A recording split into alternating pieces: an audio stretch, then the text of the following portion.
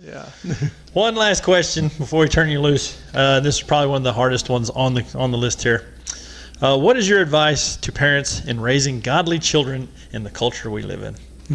I think our most important task is prayer. Not just interceding for the kids, but pursuing our own prayer lives as well, because I'm not going to be a better father to my sons than I am a son to the Father. If I don't know how to receive the love of the Father, how can I transmit that to my kids? You look at someone like John Paul II, and he said that his home was his first seminary, and not because his dad talked to him about the priesthood, because he didn't, but he said because, his sister died, brother died, mom died, it was just him and his dad. And sometimes I'd wake up at night and I'd look in my dad's room and I'd see my dad kneeling there, just kind of lost in prayer in the middle of the night.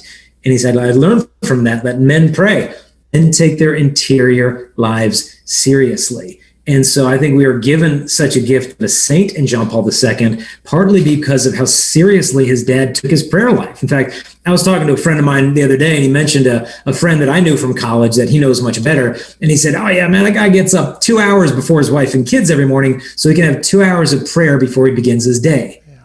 And, I've been kind of just chewing on that for a couple of weeks. It's like, man, yeah, I get up a little bit earlier so I can have some prayer time, but it's nothing like that. Yeah. And just hearing stuff like that, kind of gives you, it just ruminates, it bounces around in your head for a while. Like, am I taking my prayer life seriously enough as a father? And so that's our first and foremost responsibility. The priest who was in charge of my university, Franciscan University, Father Mike Scanlon, would get up and pray before he started work each day for 4 hours. He wouldn't do anything for work until he knew what God wanted him to do that day.